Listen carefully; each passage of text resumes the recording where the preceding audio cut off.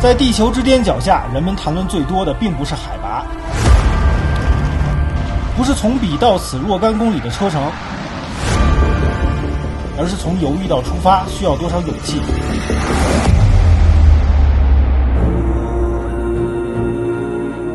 拉萨河谷的黎明，每一缕风都带着经文的回响，每一寸土地都被朝圣者的膝盖打磨出光泽。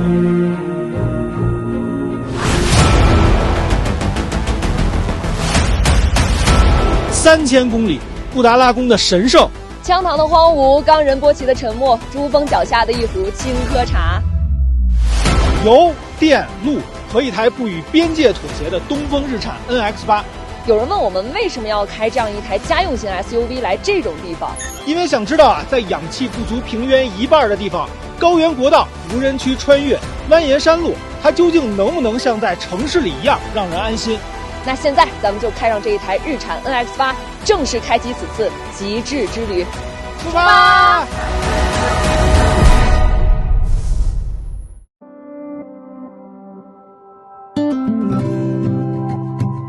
从拉萨继续向西，文明的痕迹开始褪色，柏油路变成了水泥路，水泥路变成了砂石路，砂石路最终变成2道车辙印，消失在远方的地平线里。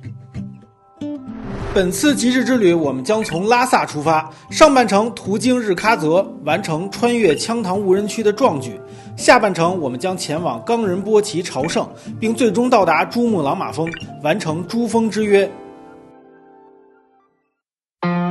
纯电续航310公里。在高原长距离穿越过程中呢，真正影响体验的不是单纯的表显续航，车辆实际能耗的经济性，全程动力充足的安心感，长途驾驶的稳定可靠性，才是真正影响用户驾乘体验的关键所在。从拉萨途经日喀则抵达尼玛县700公里，海拔从3600米爬升至4000米以上。这段路是检验 NX8 穿越能力的第一次大考。现在呢，咱们是在曲水的雅鲁藏布江大桥，咱们打开导航准备出发了。接下来呢，我们采用一个全程强制纯电的模式，这空调啊也是能不开就不开了，动能回收也调到最强。我们倒要看一看，在极致省的模式下，这台车究竟能够跑出一个怎样的能耗表现。等会儿哥，你跟谁商量呢？我觉得吧，咱俩既然来到这儿，也不能光赶路吧。你像我刚才在那边就看见一片特别美的湖，而且在卫星地图上特别蓝。我觉得吧，一会儿我得过去绕一圈，说不定还可以拍点好看的照片呢。你一个人敢把这车开走，我怎么这么不信任？我觉得咱们还是省着点开比较好。哎呀，你自己省去吧，我就正常开，反正咱们打卡组和赶路组就分道扬镳呗。不是，你这就这么走了？拜拜。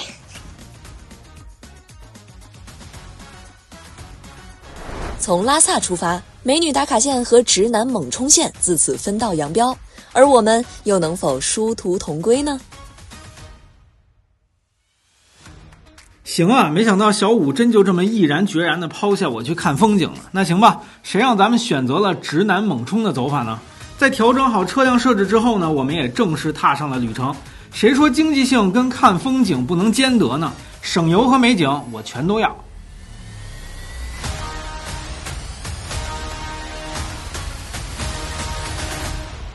在高原上，每一滴油都被迫学会了精打细算。NX8 的增程版呢，选择了一条更聪明的路。它的发电机与发动机直接相连，没有中间环节的损耗，平均发电效率呢能够达到 93.5%。这意味着烧掉的每一滴油都几乎被完整的转化成了电能，没有浪费。更关键的是它不会像传统燃油车那样，油门踩深了，发动机就慌乱的拉高转速，那种频繁的波动不仅费油还吵。NX8 采用的是一套叫做高效定点工作的策略。在大部分场景下呢，它把发动机固定在省油安静的那个转速和负荷点上，让它一直稳定的运行着。至于你踩油门、爬坡、超车那些忽高忽低的功率需求全部交给了电池去智能缓冲。这项技术最终的意义呢，其实也可以概括成一句话：它把不稳定的行车需求给熨平了。发动机呢，不需要再跟着你的右脚一惊一乍，它只需要在那儿安静的、高效的、持续的发电。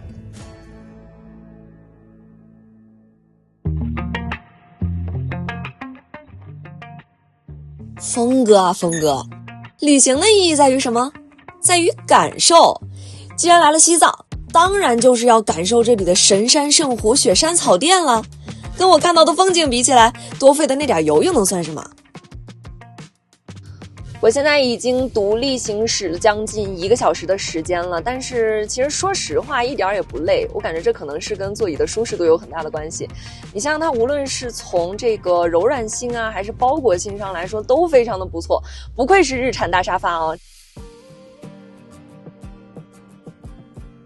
从拉萨出发前往羌塘走，沿途呢有城镇也有无人区，对电池的稳定性和安全性要求很高。那这台车呢，用的是宁德时代的磷酸铁锂电芯，43.2千瓦时的电池容量呢 ，CLTC 纯电续航最高可以达到310公里。平时呢，在市区通勤的时候啊，一周充1次电基本就够了，也能满足大部分人的用车需求。那咱们赶路组赶的路也挺长的了，不知道他们那边风景组现在打卡了什么地方了呀？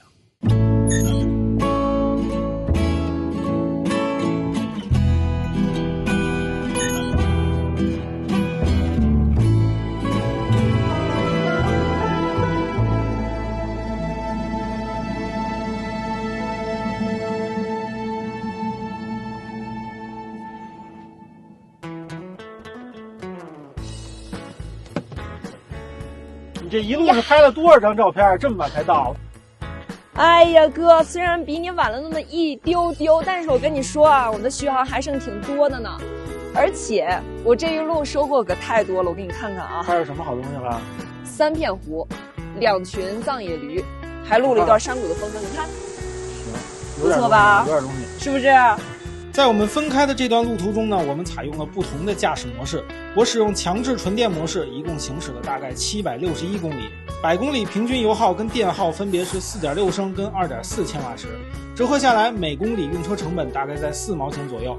而小五呢，则使用了纯电优先模式，比我多开了大概40公里，100公里平均油耗跟电耗分别是5.4升跟0.8千瓦时。虽然总成本比我高一些，但折合下来每公里用车成本也是不到5毛钱。这么看来呢，虽然我们选择了不同的路线跟驾驶模式，但最终的用车成本相差无几。虽然我的极限跑法从总量上更省钱，但确实比小五少看到了很多的风景，也算我俩打个平手吧。从拉萨到羌塘几百公里跑下来，跟 X8 交出了第一份答卷。动力上，发电机与发动机高效直连，更搭载了海拔联动 SOC 控制，通过大气压力传感器实时感知海拔变化。进入高海拔路段呢，自动提升电池 SOC 目标，哪怕在海拔5000米的垭口超车，依然是从容的，不需要提前助跑。更细节的是，这套控制逻辑还同步优化了高原工况下的 NVH 表现，能让车内噪音再降低0.5分贝。在荒无人烟的羌塘，这种安静不只是长途驾驶的舒适，更是不打扰野生动物的温柔。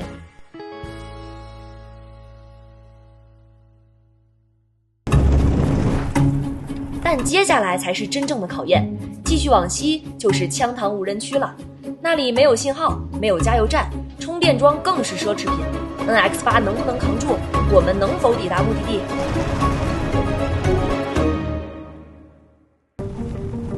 在正式穿越羌塘无人区之前呢，我们还有2件事要做。第一件事自然是加油和充电，完成最后一次补能。这个地方啊，昼夜温差非常大。我们下午刚到的时候呢，零上基本上快20度了，但是现在天一黑啊，我们看现在已经是零下的温度了。但是这台车呢，它拥有一个全温域的热管理系统，即便是到了零下的30度，或者说是高到了零上的60度，它的电池系统呢都能够非常顺利的运行，并且呢，这台车它是一个增程车啊，但它依然给你配备了一块43.2千瓦时的大电池，基本上呢30%充到80%，也就是16分钟。我们平常啊刷个手机，电就充的差不多了。那最关键的是啊，我们全程都是在这个西藏的县城，它的电池呢充电桩有一个99%的匹配度，基本上呢找到桩就能充，不会有任何的续航焦虑。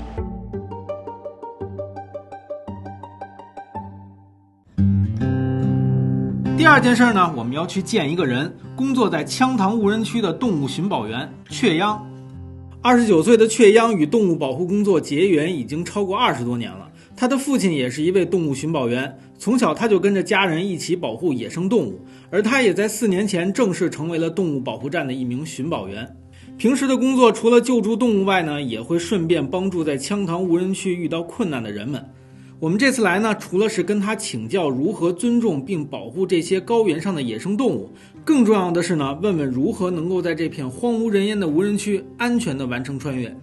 就是每天跟我们去就是行路嘛，就是哪个地方就是有就是这里有最多的呀，就是有没有被人有伤害的这种保护葬礼上，就是保护。还有下雪的时候，我们要看一下哪边有就是雪大的话，就是我们要送草过去，就是给他们喂草。就是我们保护就是葬礼啊，就是葬礼。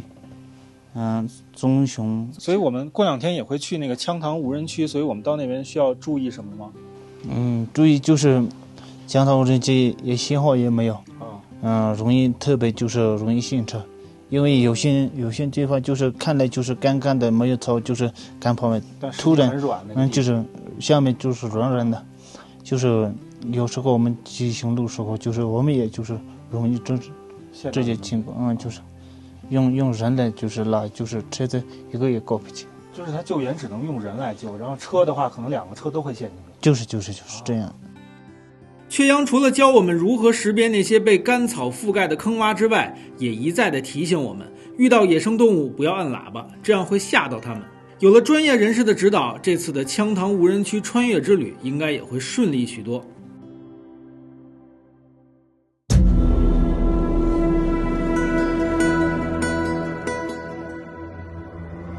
羌塘，藏语意为北方的空地，30万平方公里，比整个英国还大。这里是青藏高原的腹地，是地球上人口最稀少的区域之一，每平方公里不到1个人。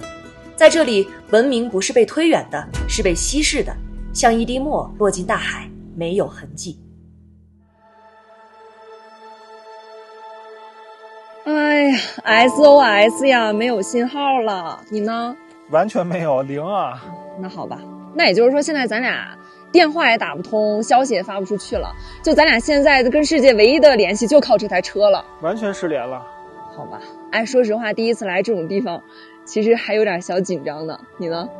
我倒是不紧张，我就觉得稍微有点冷，而且你看这儿也没个路标，也没个参照物，你都不知道哪是哪儿。我觉得幸好刚才咱俩把这个离线导航给下载了，不然开车都不知道往哪开。哎，有道理。所以说，这就是为什么咱俩一定要开一台靠谱的车过来。在这儿，车就不是一台工具了，而是咱俩生存的基础了。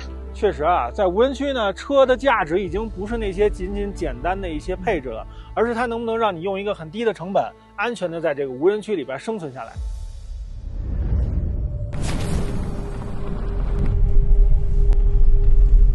前方是羌塘无人区，数百公里内没有加油站，没有充电桩，没有信号。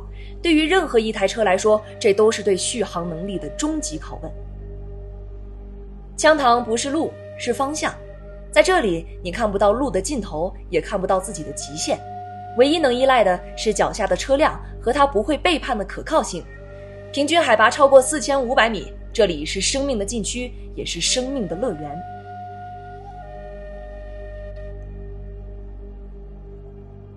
里边真好看。怎么样，小五，敢不敢在这无人区露营住一晚？真的假的，哥？你说在羌塘的落日下吗？那也太浪漫了吧！哎，正好可以用上我带的那个咖啡机，咱们可以试试烧个水。走呗，走吧。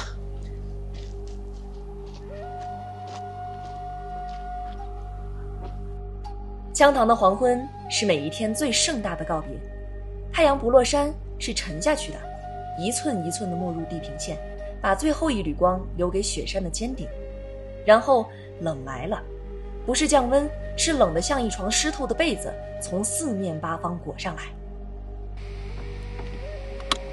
其实我觉得 NX8 这个外放电功能真的特别的方便。你比如说像咱们现在露营，咱们完全就可以用它这个外放电功能来烧个热水。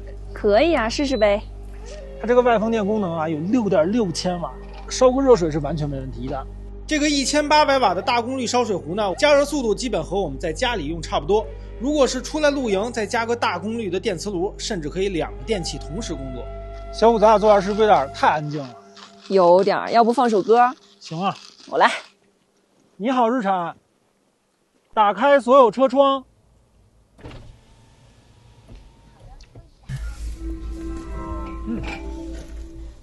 油点的东西。烧到多少度了？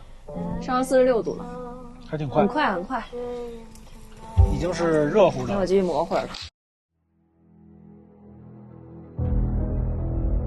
这一夜 NX8 没有做什么惊天动地的事儿，它只是安静地停在零下的寒夜里，用外放电点亮了一盏灯，烧开了一壶水，温暖了一条睡袋。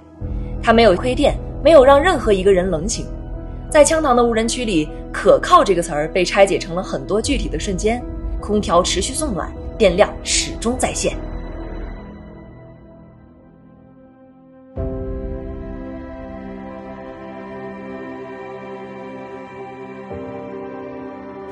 醒吧， Hello， 怎么样？睡得还行？太行了，你看我头发，静电了都。我昨天晚上开着天幕睡的，你都不知道昨天银河多好看。现在外边都有零下10度了，我感觉。真的好冷。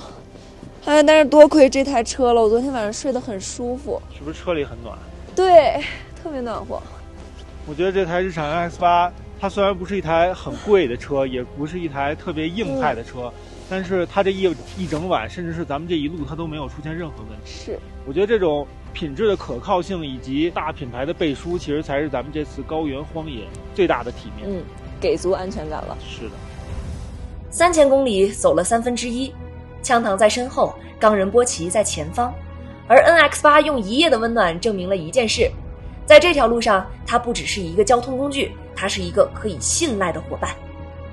在经历了这一路的考验之后呢，日产 NX8 的经济性与可靠性得到了验证，而在旅程的下半段，对智能化与操控性的考验即将到来。离开羌塘接近2000公里的路程，日产 NX8 能够带我们完成这次的朝圣之旅吗？答案下集揭晓。